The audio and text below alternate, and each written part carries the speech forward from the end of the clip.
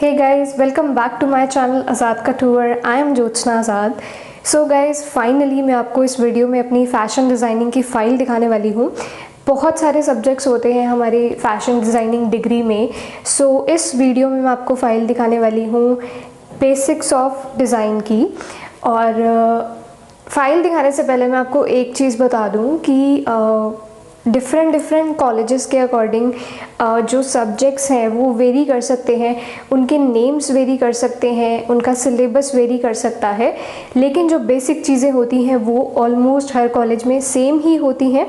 और मैं आपको ये फ़ाइल इसलिए दिखा रही हूँ ताकि आपको एक तो आइडिया मिल जाए कि जो हमारी फ़ैशन डिज़ाइनिंग डिग्री है उसमें हमें क्या क्या सिखाया जाता है। सो सब्जेक्ट्स के ऊपर मैंने ऑलरेडी एक वीडियो बनाई हुई है, तो उसका लिंक मैं डिस्क्रिप्शन में डाल दूँगी, वो आप देख सकते हैं। लेकिन इन सब्जेक्ट्स के अंदर हमें क्या क्या काम करवाया जाता है, इस चीज़ का आपको आइडिया लग सके, इसलिए मैं आपको अपनी फ़ैशन डिज़ाइनिंग की फ़ाइल्स दिखा रही हूँ। सो गाइज़, आपको हेल्प मिल सके इसलिए मैं ये वीडियो बना रही हूँ। सो वीडियो को पूरा एंड तक ज़रूर देखिएगा। So let's take a look at the file. So guys, जो शीट्स हैं फाइल की वो मैंने ऑलरेडी निकाल ली है लीव्स में से। और बेसिक्स ऑफ डिज़ाइन का सारा काम जो है मैंने A3 शीट्स पे किया था।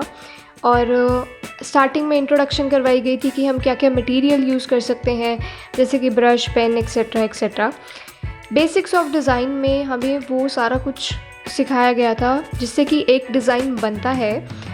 जैसे कि लाइंस हो गई, शेप्स हो गई, कलर्स हो गए, कलर स्कीम्स हो गई, मोटिव्स हो गए।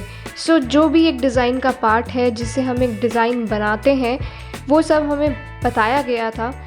तो आप लाइंस देख सकते हैं, डिफरेंट टाइप्स की लाइंस होती हैं और इनका क्या यूज़ कर सकते हैं हम।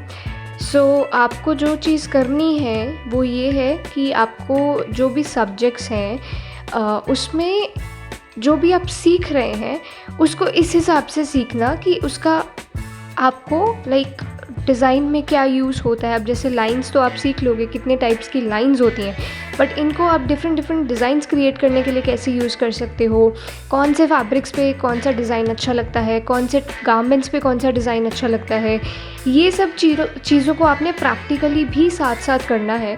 नहीं तो जो आप सीख रहे हो वो सब आपका वेस्ट हो जाएगा। सो मैंने इतना नहीं किया था उस टाइम पे क्योंकि प्रैक्टिकल वर्क बहुत था, थोड़ा बर्डन बहुत था। तो मैं सिर्फ ये काम करने में, फ़ाइल्स बनाने में, फ़ाइल्स कंप्लीट करने में ही बिज़ी रही थी। बट आपको इस चीज़ का ध्यान रखना है, आप जो भी सीखें उसको फ़ैशन की तरफ लेके जाएं, फ़ैशन की तरफ, और उसको डिज़ाइन से कोरिलेट करें क्योंकि सब कुछ जो है हमारी फ़ैशन और डिज़ाइन का ही पार्ट है।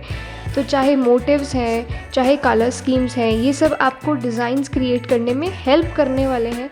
तो आपने इस चीज़ पे फोकस करना है कि जो चीज़ आप क्रिएट कर रहे हैं उसको आप एक डिज़ाइन में कैसे कन्वर्ट कर सकते हैं और वो डिज़ाइन आप फिर गारमेंट पे कैसे यूज़ कर सकते हैं। तो अगर प्रैक्टिकल वे में सीखेंगे तो आपको फ्यूचर में वो बहुत ही ज़्यादा बेनिफिशियल रहेगा आपके लिए।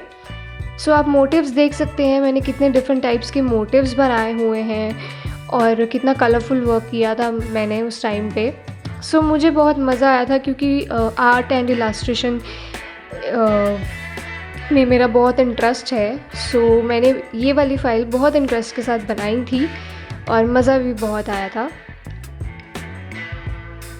सो डिफरेंट कलर वेज हो गए कि हम एक ही मोटिव में कितने डिफरेंट टाइप के कलर्स कर सकते हैं। कई बार आपने देखा होगा कि किसी टी शर्ट्स पे एक ही डिज़ाइन प्रिंट हो रखा होता है बट वो डिफरेंट कलर्स में अवेलेबल होता है। तो जो भी आपको आपकी फ़ैशन डिज़ाइनिंग डिग्री में जो चीज़ सिखाई जाएगी वो आपके फ्यूचर में बहुत काम आने वाली है, वो आपके डिज़ाइन का और आपके फ़ैशन का ही पार्ट होने वाला है। सो ये मत सोचना कि इसका फ्यूचर में कोई फ़ायदा नहीं होगा। सो कलर स्कीम्स बहुत इंपॉर्टेंट पार्ट है डिज़ाइन की। कलर स्कीम्स को यूज़ करना आना चाहिए क्योंकि कलर स्कीम्स के बेसिस पे ही जो हैं वो डिफरेंट डिज़ाइंस जो हैं वो बनते हैं, उसमें कौन सी कलर स्कीम्स यूज़ होती है, ये सब चीज़ें आपको धीरे धीरे आगे जाके समझ आएंगी। जैसे आप फ़ैशन डिज़ाइन में थोड़ा सा जाएंगे फ़ैशन डिज़ाइनिंग की तरफ, ये सब चीज़ें आपको तब समझ आएंगी। अब जिस तरह मैंने ये मोटिव की प्लेसमेंट्स बना रखी है, हॉरिजॉन्टल, वर्टिकल, डायगोनल, सो ये मोटिव की प्लेसमेंट बहुत ही ज़्यादा इम्पॉर्टेंट है। किसी भी गारमेंट में हम एक मोटिव को किस तरह से प्लेस कर सकते हैं बड़ा मोटिव लेना है, छोटा मोटिव लेना है, उसकी प्लेसमेंट कौन सी लेनी है, ये सब चीज़ें बहुत मैटर करती हैं जब हम कोई भी फैब्रिक डिज़ाइन करते हैं, कोई टेक्सटाइल डिज़ाइन करते हैं या कोई गारमेंट डिज़ाइन करते हैं।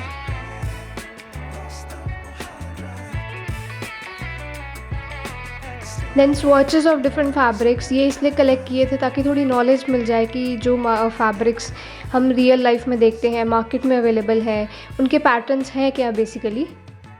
तो ये आप देख सकते हैं, ये मैंने स्वॉचेस कलेक्ट किए थे डिफरेंट प्रिंट्स के।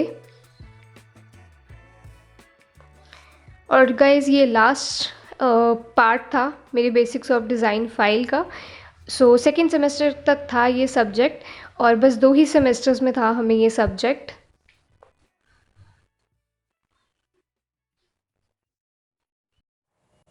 सो गाइज़ ये थी मेरी बेसिक्स ऑफ डिज़ाइन की फ़ाइल और आने वाली वीडियोस में मैं आपको एक एक करके अपनी फ़ैशन डिज़ाइनिंग की सारी फाइल्स दिखाने वाली हूँ। आपको मेरा काम कैसे लगा, कैसे लगी आपको मेरी बेसिक्स ऑफ डिज़ाइन की फ़ाइल, मुझे कमेंट करके ज़रूर बताइएगा। Make sure you hit the like and subscribe button. Thanks for watching.